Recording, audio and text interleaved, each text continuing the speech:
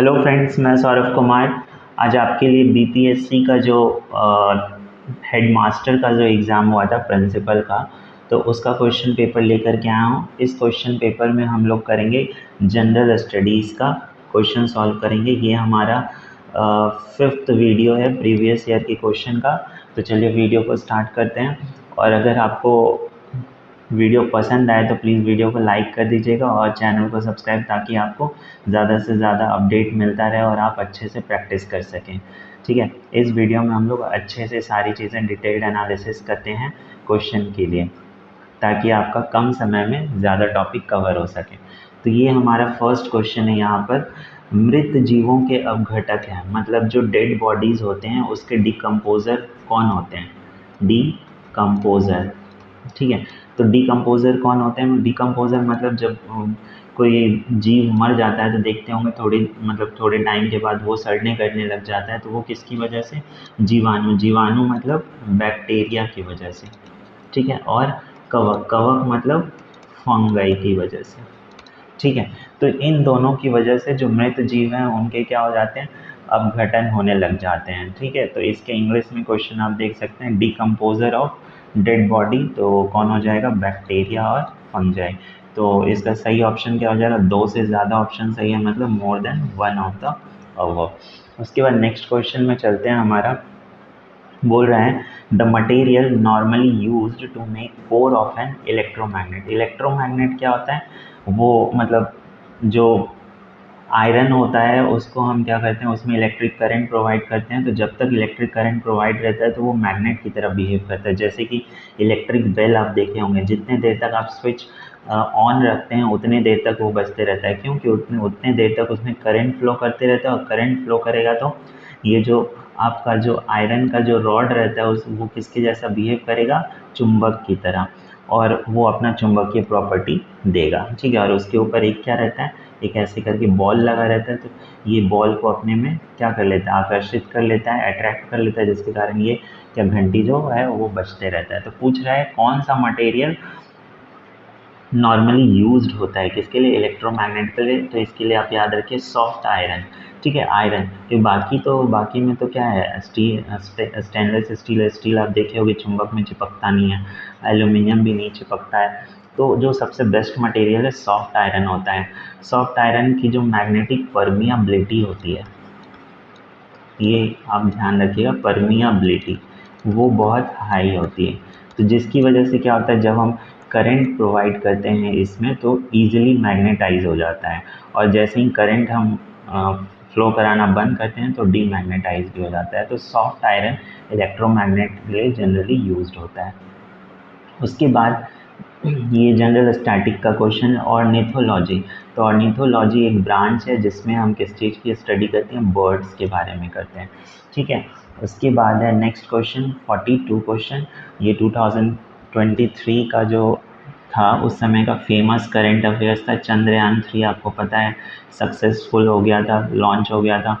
तो बोल रहा है कि जो चंद्रयान 3 सैटेलाइट है वो लॉन्च कौन किया था? इसरो ने किया था। तो वो कब किया था? तो वो कब किए थे? 14 जुलाई 2023 को। और ये भी क्वेश्चन पूछ सकता है कि कहाँ से किए थे? तो जो मतलब लॉन्चिंग किए थे वो किए थे हमारा सतीश धवन। जनरली जितने भी जो इस टाइप के सैटेलाइट लॉन्च होते हैं वो कहाँ से लॉन्च होते हैं? सतीश धवन स्पेस सेंटर से। और ये सतीश धवन स्पेस सेंटर है कहाँ? तो ये है श्री हरिकोटा। ठीक है, ये याद रखिएगा, श्री हरिकोटा। अब इसमें नेक्स्ट क्वेश्चन ये पूछ सकता है कि जो लॉन्च हुआ था उसके बाद सॉफ्ट लैंडिंग किस दिन हुआ था? तो सॉफ्ट लैंडिंग आपको पता होना चाहिए अगस्त 2023 को, 23 अगस्त 2023 को इसका क्या हो गया था? सॉफ्ट लैंडिंग हुआ था। तो लॉन्च हुआ था 14 जुलाई, और 14 जुलाई के बाद ये लैंडिंग कब हुआ था? 23 अगस्त को 2023 को। और कहाँ से किया गया था launch? Sriharikota Satish Dhawan space centre से। ओके, उसके बाद हमारा नेक्स्ट क्वेश्चन है। नेक्स्ट क्वेश्चन बोल रहा है water enters from soil, water enters from soil into root hairs of plants due to. तो आपको पता है ये प्लांट्स है, तो प्लांट्स को पानी चाहिए रहता है। तो जो मिट्टी में जो हम पानी डालते हैं तो वो उसके जड़ में जाता है पहले, और फिर जड़ से कहाँ जाता है, पूरे पेड़ में जाता है, पत्ती में। तो वही पूछ रहा है कि जो वाटर है वो सॉइल से, मतलब मिट्टी से जड़ में के जो हेयर्स रहते हैं वो किसके थ्रू जाता है। तो यहाँ पर वो किसके थ्रू जाता है, ऑस्मोटिक प्रेशर के थ्रू। ठीक है, और इसी प्रोसेस को बोलते हैं ऑस्मोसिस। ऑस्मोसिस। अब ये ऑस्मोटिक प्रोसेस प्रेशर होता क्या है, तो ऑस्मोटिक जो प्रेशर है उसमें क्या होता है कि हाई कंसंट्रेशन से लो कंसंट्रेशन में फ्लो करना क्या कहलाता है, ऑस्मोसिस। किसी और इसके बीच में क्या रहता है, एक सेमी परमिएबल मेम्ब्रेन रहता है, सेमी परमिएबल मेम्ब्रेन रहता है।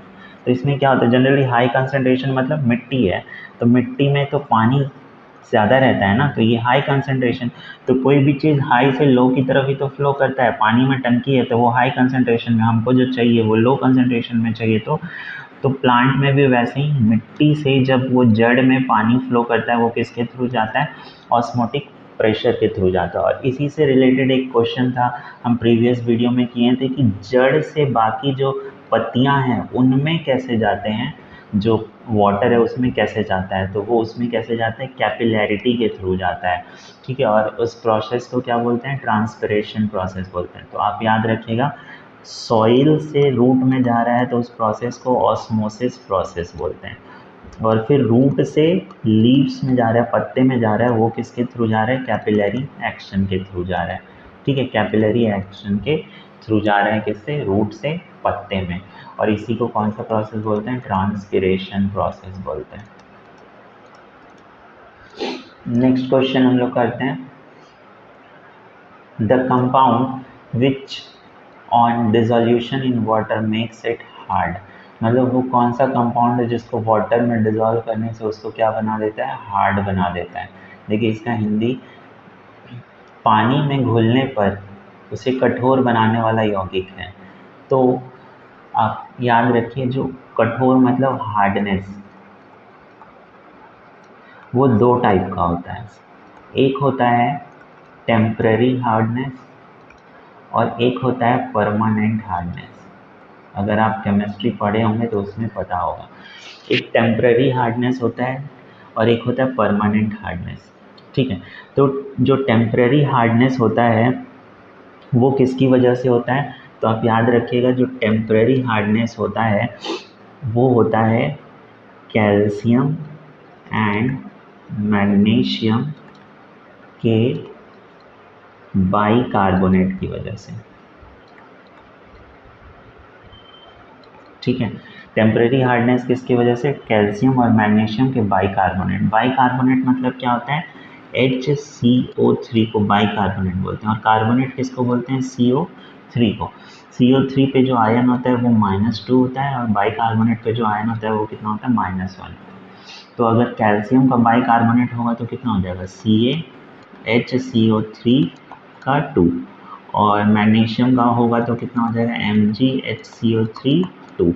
ये कैसे आया, क्योंकि आपको पता है कैल्शियम की वैलेंसी कितनी होती है, 2 होती है, और बाइकार्बोनेट का कितना होता है, 1 होता है। तो ये क्रॉस मल्टीप्लाई हो जाएगा, तो इसके पास 1 चला गया, Ca1, और HCO3 के पास 2।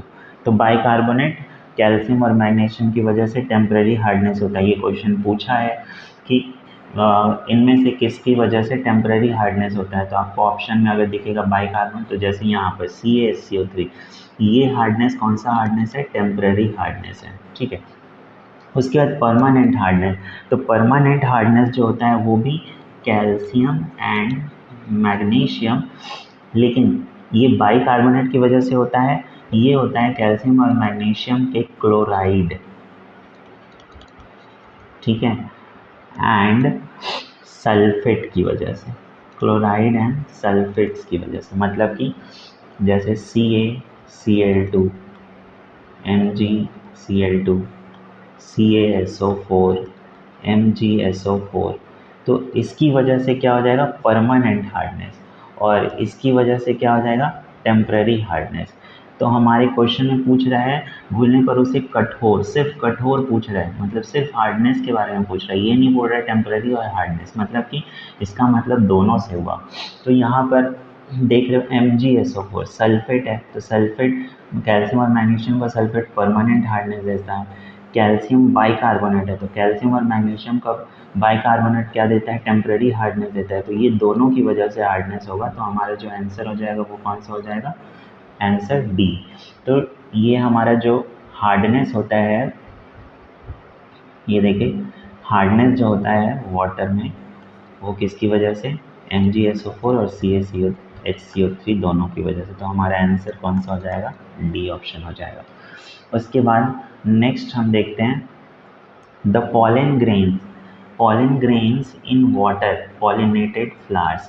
वाटर पॉलिनेटेड फ्लावर्स में जो पॉलन ग्रेन होते हैं वो कैसे होते हैं, ठीक है, ये क्वेश्चन पूछ रहा है। तो जो वाटर पॉलिनेटेड फ्लावर्स होता है उसमें जो जो पॉलन ग्रेन्स होते हैं, मतलब परागकण जो होते हैं, वो आपके लॉन्ग होते हैं और साथ ही साथ रिबन जैसे होते हैं, ठीक है, रेसे जैसे ऐसे लॉन्ग लॉन्ग होते हैं। तो उसको वो किस में होते हैं, वाटर पॉलिनेटेड फ्लावर्स में होता है। और ये जो पॉलन ग्रेन्स होते हैं वो प्रोटेक्टेड होते हैं, ठीक है, एक उसके ऊपर कवरिंग होती है जिसको हम प्रोटेक्टिव लेयर बोलते हैं। तो क्वेश्चन ये पूछता है कभी कभी कि जो वाटर पॉलिनेटेड फ्लावर्स में जो पॉलन ग्रेन होते हैं वो एक प्रोटेक्टिव लेयर होता है उनके ऊपर, उस प्रोटेक्टिव लेयर का क्या नाम है, तो आप याद रखिएगा उसको बोलते हैं म्यूसिलैगिनस, ठीक है, म्यूसिलैगिनस लेयर, ठीक है, इस प्रोटेक्टिव लेयर का नाम है। ये इसको प्रोटेक्ट करके रखता है किससे, वेट होने से, क्योंकि पानी मतलब वाटर पॉलिनेटेड फ्लावर्स है ना, तो वेट होने के लिए अगर वो वेट हो जाएगा तो फिर क्या हो जाएगा, वो जो पॉलन ग्रेन्स है वो ख़राब हो जाएंगे। तो उसको प्रोटेक्ट करके रखता है कौन, म्यूसिलैगिनस प्रोटेक्ट करके रखता है। और म्यूसिलैगिनस प्रोटेक्ट करके रखता है तो वो क्या हो जाएगा, जो हमारा पॉलन ग्रेन्स है वो कैसा रहेगा, ड्राई रहेगा। तो आपको याद रखना है कि जो परागकण होते हैं किस में होते हैं, परागकण सॉरी ये रहा जल परागित पुष्पों में जो परागकण होते हैं वो कैसे होते हैं, तो वो कैसे होते हैं, सूखे होते हैं। क्यों, क्योंकि उस पर एक लेयर होता है जिसको क्या बोलते हैं, म्यूसिलैगिनस। इंग्लिश में हिंदी में दोनों में म्यूसिलैगिनस ही इसको बोलते हैं, म्यूसिलैगिनस, ठीक है। इस लेयर की वजह से ये कैसा रहता है, ड्राई रहता होगा। उसके बाद नेक्स्ट है हमारा कौन सी ग्रंथि दोनों अंतःस्रावी एवं बाह्यस्रावी के रूप में कार्य करती है। अंतःस्रावी मतलब क्या हो जाएगा, एक्सोक्राइन और अंतःस्रावी मतलब हो जाएगा एंडोक्राइन और बाह्यस्रावी मतलब हो जाएगा एक्सोक्राइन। तो वो कौन सी ग्रंथि है, ग्लैंड मतलब ग्रंथि, क्वेश्चन में ग्लैंड भी पूछ देगा हिंदी में। तो वो कौन सी ग्रंथि है जो अंतःस्रावी और बाह्यस्रावी दोनों तरह का कार्य करता है, तो वो कौन सा हो जाएगा आपका, पैंक्रियाज, ठीक है, पैंक्रियाज।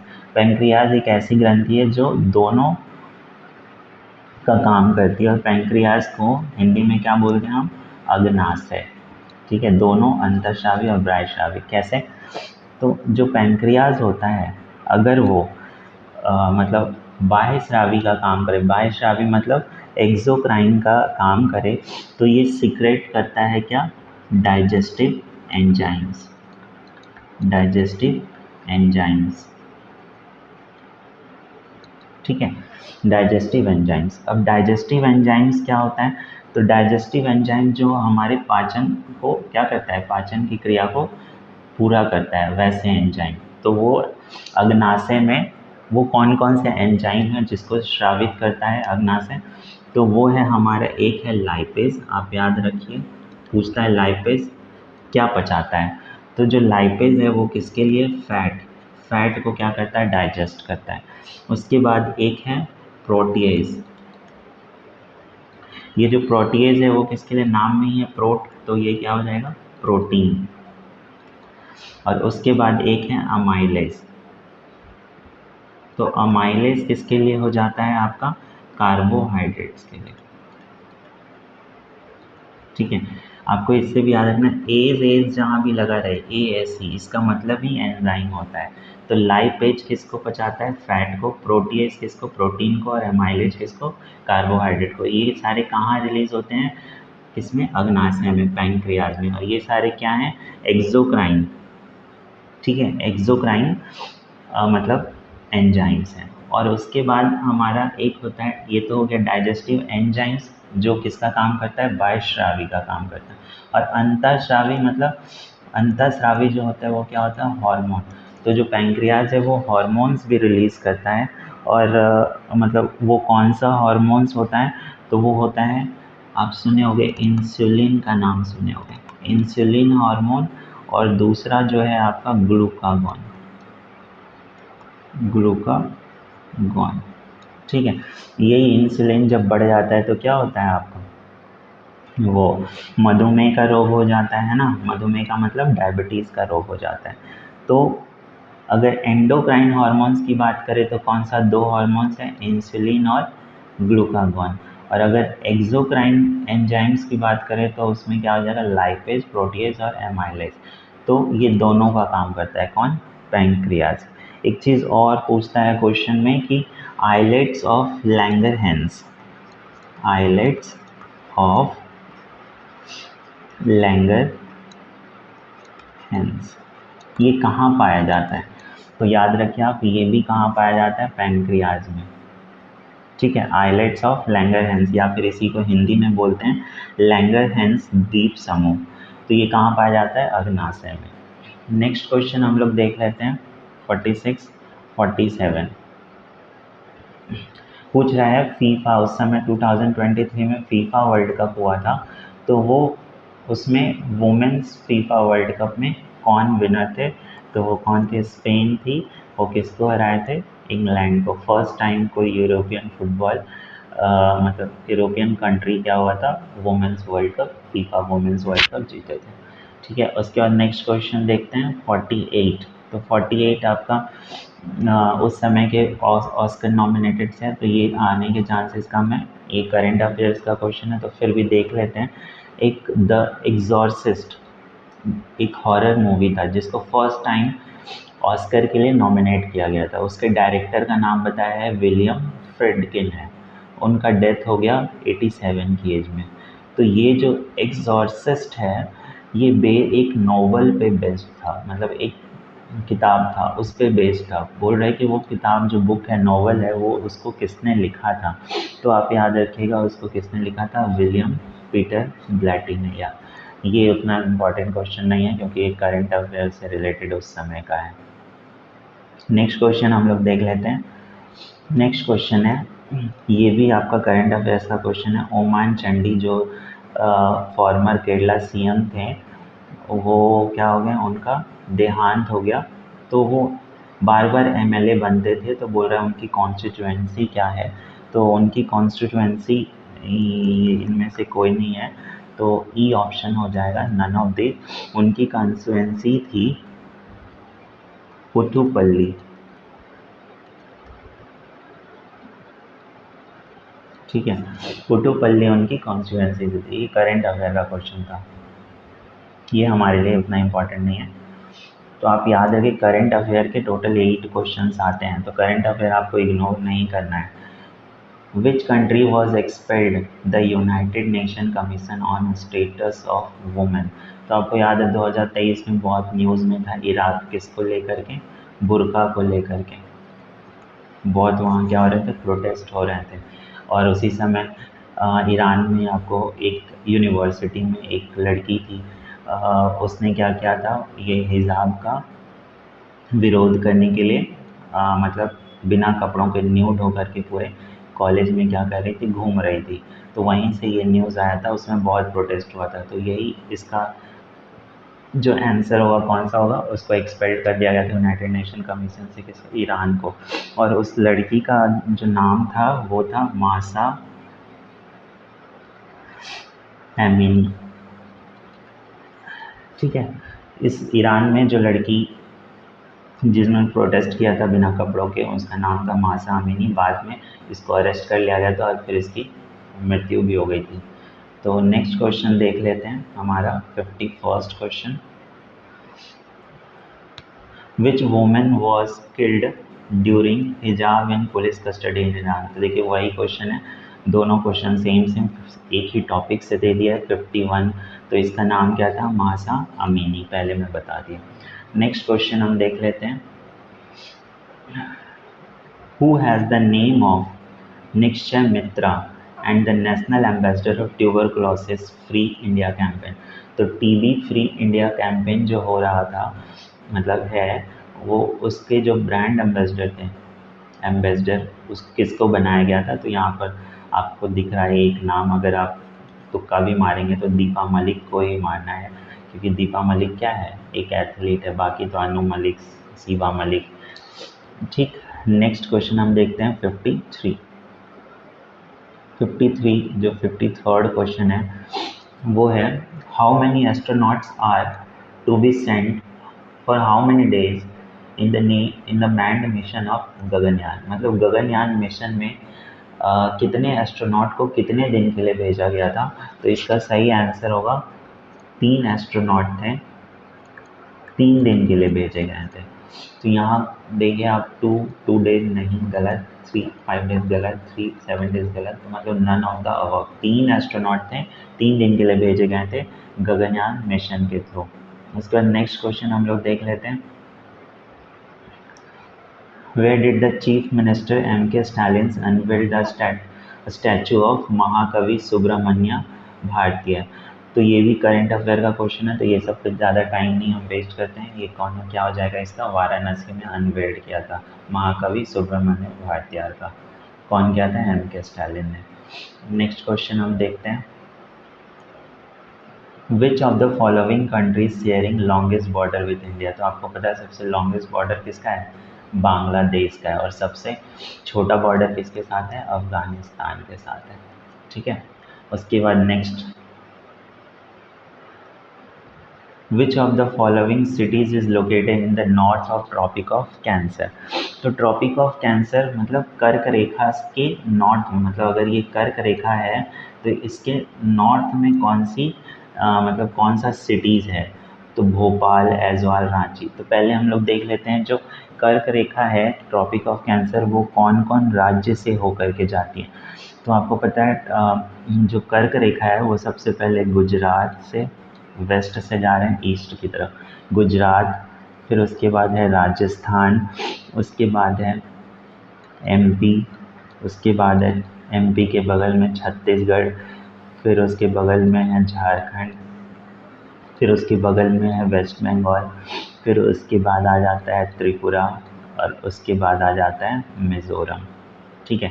तो टोटल कितने स्टेट हैं, टोटल 1 2 3 4 5 6 7 8, टोटल 8 स्टेट है, ठीक है। आपको ये याद रखना है, कर्क रेखा से टोटल कितने स्टेट पास होते हैं, 8 स्टेट से कर्क रेखा पास होती है। अब आपसे पूछ रहा है भोपाल। तो देखिए भोपाल MP में है, लेकिन जो भोपाल है वो कर्क रेखा से नीचे में है, ठीक है। लेकिन हमसे पूछ रहा है उत्तर में, तो भोपाल नहीं होगा।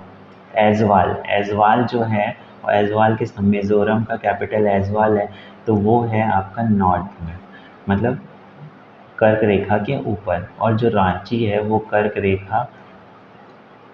कर्क रेखा है वो रांची से ही पास होती है। जहाँ से पास होती है वहाँ पर लाइन भी ड्रॉ किया हुआ है और लिखा हुआ है ट्रॉपिक ऑफ कैंसर रांची में। तो इसका आंसर क्या हो जाएगा, ऐज़वाल, क्योंकि भोपाल कर्क रेखा के नीचे है, रांची ऑलमोस्ट कर्क रेखा पर है, तो सही आंसर हो जाएगा ऐज़वाल। और टोटल कितने स्टेट, 8, आपको ये याद रखना है। 57th क्वेश्चन देख लेते हैं। विच of the following rivers has largest catchment area. तो लार्जेस्ट कैचमेंट एरिया मतलब क्या हो जाता है, इसका हिंदी देख लीजिए आप लोग, कैचमेंट एरिया का। तो किसकी जल ग्रहण की क्षमता अधिक है ना, सबसे बड़ा जल ग्रहण क्षेत्र किसका है। तो आप इसका याद रखिए, काली नदी। काली नदी, ये सब स्टैटिक का क्वेश्चन है, 1-2 क्वेश्चन आपको मिल जाएगा। काली नदी कहाँ है, कर्नाटका में है। तो आपको ये सब याद रखना है कि ये नदी कहाँ है, क्योंकि आप प्रीवियस जो वीडियो है उसमें मैं ये सारे क्वेश्चन डिस्कस किया हूँ कि ये नदी कहाँ है, क्वेश्चन आया हुआ है। तो काली नदी कहाँ है? कर्नाटका में। और ये पोनानी और पेरियार नदी कहाँ है? आपको पता होना चाहिए कहाँ है? केरला में है। ठीक है, जिसमें से केरला की सबसे लंबी नदी कौन है? पेरियार नदी है। तो इसका आंसर हो जाएगा काली नदी। ठीक है, उसके बाद नेक्स्ट क्वेश्चन देख लेते हैं। बोल रहा है कि थार्नवेट की योजना के अनुसार पूर्वी बिहार की जलवायु किस प्रकार की है? तो जो थार्नवेट, इसके पहले एक क्वेश्चन आया था RN सिंह के अकॉर्डिंग, है ना, जो बिहार की जलवायु वो कैसी है। अब किसके अकॉर्डिंग पूछ रहा है? थार्नवेट। तो आपको ये दोनों अच्छे से देख लेना है, RN सिंह और थार्नवेट के बारे में। तो थार्नवेट के अनुसार जो पूर्वी बिहार है उसकी जलवायु है C2। अब C2 का मतलब क्या होता है? जहाँ जो बारिश होती है वो कैसी होती है? एवरेज होती है। ठीक है, और जो गर्मी जो होती है वो क्या होती है? अपेक्षाकृत गर्म तापमान रहता है, मतलब कि जो टेम्परेचर रहता है वो हाई रहता है, उसको बोलते हैं C2। मतलब रेंज जो है वो एवरेज होगी, ना बहुत ज़्यादा ना बहुत कम, और टेम्परेचर कैसा रहेगा? हाई रहेगा, उसको C2 बोलते हैं। और C1 किसको बोलते हैं? C1 में भी टेम्परेचर तो हाई रहता है और साथ ही साथ जो रेन होता है, रेनफॉल होता है वो भी हाई रहता है, उसको हम लोग क्या बोलते हैं? C1 बोलते हैं। ठीक है, तो ये हो गया थानवेट की योजना के अनुसार बिहार का कौन सा हो जाएगा? C2।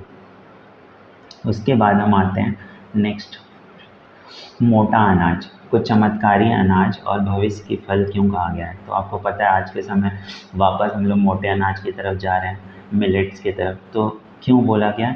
क्योंकि ये सूखी सहिष्णु फसल है। सूखी सहिष्णु फसल मतलब इसके लिए ज़्यादा पानी की ज़रूरत नहीं होती है। सही बात है, मोटे अनाज के लिए ज़्यादा पानी की ज़रूरत नहीं होती है।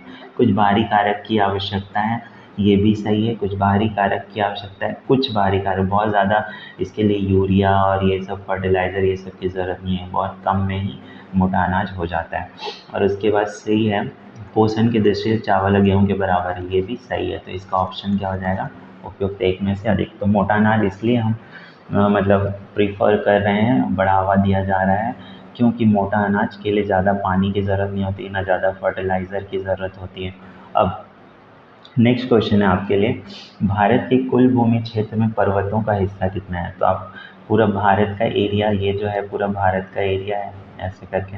ठीक है, तो ये टोटल कितना है? 100%। तो आपसे पूछ रहा है इसमें माउंटेन्स का हिस्सा क्या है, पर्वतों का कितना हिस्सा है? तो आप यहाँ से याद रखिए, जो इंडिया में जो प्लेन्स हैं, ठीक है, प्लेन जो है वो कितने हैं? 43% है, मतलब समतल भूमि। उसके बाद जो माउंटेन्स हैं, माउंटेन जो है वो कितने हैं? 30% है। और जो प्लेटियो हैं, प्लेटियो मतलब पठार, वो कितने हैं? 27%। और सबको जोड़ लेंगे तो 100%। तो ये पूछता है, बहुत बार पूछा है अलग अलग एग्जाम में। तो पर्वत के बारे में पूछ रहा है, माउंटेन के बारे में। तो माउंटेन कितना है? 30%। 27% क्या है आपका? प्लेटियो है। और अगर प्लेन पूछता है तो नियर अबाउट 43%। ठीक है, तो इसका आंसर हो जाएगा ए। फिर पूछ रहा है जीवाश्म ईंधन किस प्रकार के संसाधनों के उदाहरण हैं? तो जीवाश्म ईंधन वो हैं जिनको हम वापस से क्या नहीं कर सकते, वापस से बना नहीं सकते, रिन्यू नहीं कर सकते। तो ये नॉन रिन्यूएबल है, ठीक है, मतलब गैर नवीकरणीय है। उसके बाद हमारा चंद्रयान-3 से प्रक्षेपित किया गया था। चंद्रयान-3 कहाँ से प्रक्षेपित किया गया था? ये देखिए, फिर से क्वेश्चन रिपीट कर दिया एक ही करंट अफेयर के टॉपिक से। तो चंद्रयान-3 अभी मैंने बताया कहाँ से किया गया था? श्रीहरिकोटा से उसको क्या किया गया था? लॉन्च किया गया था। और उसका नाम क्या था? स्पेस सेंटर का नाम सतीश धवन। उसके बाद नेक्स्ट क्वेश्चन देख लेते हैं। अब नेक्स्ट है 8 क्वेश्चन आपको हिस्ट्री से मिलेगा। और हिस्ट्री के लिए अगर आप प्रिपेयर कर रहे हैं तो सिर्फ गांधीयन एरा प्रिपेयर कीजिए, आपको 8 में से 7 क्वेश्चन आपको मिल जाएगा। क्योंकि अभी तक मैंने 4 क्वेश्चन पेपर सॉल्व कराया, उसमें से पूरे के पूरे क्वेश्चन गांधीयन एरा से ही थे। इसमें भी देखिए, पहला क्वेश्चन है, सॉरी थोड़ी सर्दी हो गई है, who was the political Guru of Mahatma Gandhi? तो महात्मा गांधी के पॉलिटिकल गुरु कौन थे? तो आपको सबको पता होगा, MG रनाडे जो थे वो कौन थे? पॉलिटिकल गुरु थे। ठीक है, उसके बाद नेक्स्ट क्वेश्चन आपका है, who decided to persuade Gandhi ji to come to Champaran? Gandhi ji को चंपारण आने के लिए किसने मनाया था? चंपारण आने के लिए गांधी जी को किसने राजी किया था? तो कौन थे? ये क्वेश्चन देखिए 3 हर वीडियो में ये क्वेश्चन है। चंपारण से एक क्वेश्चन कंफर्म है, एक क्वेश्चन हर क्वेश्चन पेपर में चंपारण से क्वेश्चन है। तो कौन थे? राजकुमार शुक्ल के कहने पे गांधी जी 1970 में कहाँ आए थे? बिहार आए थे। और 1970 में जो अधिवेशन हो रहा था कहाँ हो रहा था? कलकत्ता में हो रहा था। और वहाँ से गांधी जी पटना आए थे, फिर पटना से चंपारण गए थे। उसके बाद नेक्स्ट क्वेश्चन है, लखनऊ समझौता हुआ था। लखनऊ समझौता मतलब आप सुने हो लखनऊ पैक्ट के बारे में सुनोगे। तो लखनऊ पैक्ट कब हुआ था? ये हुआ था दिसंबर 1916 में। और ये लखनऊ पैक्ट क्या था? तो लखनऊ पैक्ट जो था वो साइन हुआ था किसके किसके बीच? INC और साथ ही साथ मुस्लिम लीग, ठीक है, इन दोनों के बीच में साइन हुआ था लखनऊ समझौता। किस लिए साइन हुआ था?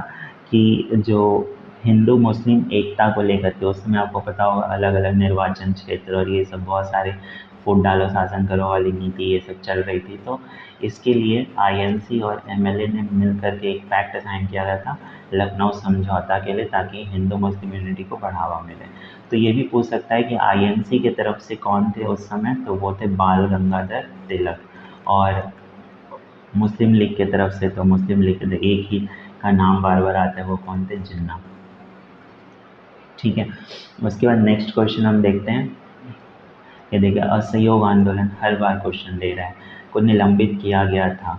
तो आपको पता है असहयोग आंदोलन सितंबर 1920 में महात्मा गांधी जी ने चालू किए थे और ये आपका 12 फरवरी 1922 को इसको क्या कर दिए थे? उन्होंने निलंबित कर दिया गया। तो इसका पूरा रीज़न मैंने बताया था प्रीवियस वीडियो में, क्योंकि उसमें भी असहयोग आंदोलन से क्वेश्चन था कि निलंबित कब किया गया। तो 12 फरवरी 1922 को क्यों निलंबित किया गया था? क्योंकि आपको पता है चौरी चौरा जो यूपी के गोरखपुर में है वहाँ पर क्या हो गया था? लोगों ने एक पुलिस थाने को जला दिया था। जबकि असहयोग आंदोलन गांधी जी ने पूरी अहिंसा पर मतलब लेकर के चले थे कि इसमें कोई भी हिंसा नहीं करेंगे। तो लोगों से आहत होकर गांधी जी ने 12 फरवरी 1922 को क्या कर दिया था? स्थगित। ये पूछता है कि कितना, ये डायरेक्ट डेट पूछा था प्रीवियस क्वेश्चन में। उसका नेक्स्ट हम लोग देखते हैं 1784 में एशियाटिक सोसाइटी की स्थापना किसने किया था बंगाल में? तो ये विलियम जोन्स ने किया था। और उस समय जो आपके गवर्नर थे वो कौन थे? आपके लॉर्ड वॉरेन हेस्टिंग, ठीक है, वॉरेन हेस्टिंग उस समय गवर्नर जनरल थे। तो विलियम जोन्स ने एशियाटिक सोसाइटी की स्थापना कहाँ की थी? बंगाल में। कौन सी ईयर में? 1784 में। उसके बाद 1912 में आपको पता है सबसे पहला अधिवेशन बिहार में कब हुआ था? 1912 में पटना में। कहाँ? बांकीपुर में। तो पूछा उस समय के अध्यक्ष कौन थे? तो आपको ये याद रखना RN माधोलकर। ये बहुत बार पूछा गया BPSC में, ये मोस्ट इम्पॉर्टेंट क्वेश्चन है, ये पहला अधिवेशन था, ठीक है।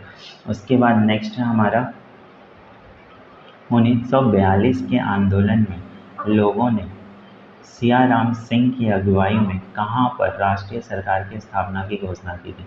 तो 1942 में आपको पता है भारत छोड़ो आंदोलन चल रहा था। तो उसी समय अलग अलग क्षेत्र में अलग अलग मतलब लोग उसका क्या कर रहे थे? अगुवाई कर रहे थे। तो यहाँ पर सियाराम सिंह की अगुवाई में क्या किया था? एक पैरेलल समानांतर में सरकार बना दिया गया था जिसको राष्ट्रीय सरकार। तो उसकी स्थापना कहाँ की गई थी? तो आपको याद रखना भागलपुर सुल्तानपुर एरिया में ये सियाराम सिंह की अगुवाई में क्या बनाया गया था? एक राष्ट्रीय सरकार बनाया गया था, ठीक है। नेक्स्ट हम देखते हैं आखिरी क्वेश्चन 1857 के विद्रोह के दौरान ब्रिटिश सेना के किस सेनापति को कुंवर सिंह के विरुद्ध भेजा गया था? तो इसका आंसर कौन हो जाएगा? सर ह्यू रोज, ठीक है। 70 का ऑप्शन सर ह्यू रोज हो जाएगा। इसको भेजा गया था किसके? कुंवर सिंह के विरुद्ध भेजा गया था, ठीक है। तो ये क्वेश्चन भी बहुत बार पूछा है क्योंकि बिहार के जो थे 1857 के लीड जो कर रहे थे वो कौन थे? वीर कुंवर सिंह थे। ये 3-4 पेपर में TRE के पेपर में पूछा गया है, तो इसको भी आप ध्यान रखिएगा। तो ये था पूरा डिटेल्ड एनालिसिस। आपका कौन सा पेपर था? या BPSC का प्रिंसिपल का पेपर था। तो इसी तरीके से मैं नेक्स्ट पेपर लेकर के आऊँगा जिसमें हम लोग जीएस का और क्वेश्चन सॉल्व करेंगे और आपका इसी तरीके से जीएस का प्रिपरेशन भी हो जाएगा, प्रैक्टिस भी हो जाएगा, ठीक है। और मेन आप किस पे फोकस कीजिए, सब्जेक्ट पे फोकस कीजिए। ये मेरा पर्सनल एक्सपीरियंस है। अगर सब्जेक्ट आपका सही है और इसमें आप 40 में से अगर 20-30 भी लेके आ जाते हैं, 20 भी लेके आ जाते हैं सब्जेक्ट में लेके आते हैं, आप इजीली स्कोर करेंगे। क्योंकि बीपीएससी में आप देखोगे पोस्ट खाली चला जाता है, वैकेंट हो जाता है, भरता ही नहीं है। क्योंकि लोग पता नहीं क्यों पेपर इतना आसान रहने के बाद भी सब्जेक्ट को क्वालिफाई नहीं कर पाते और एकदम लो कट ऑफ पे जा कर के उठाते हैं, फिर भी पेपर मतलब वैकेंसी खाली रह जाती है। तो आप थोड़ा सा भी अगर प्रिपरेशन हर दिन 1 से 2 घंटा एकदम अच्छे से डेडिकेटेड होकर के देंगे तो आपका पेपर ईजिली निकल जाएगा। तो ठीक है, चलिए नेक्स्ट वीडियो में हम लोग मिलते हैं। तब तक खुश रहिए, अपना ध्यान रखिए और अपने हेल्थ का, क्योंकि हेल्थ रहेगा तो ही आप प्रिपरेशन अच्छे से कर पाएंगे। All the very best.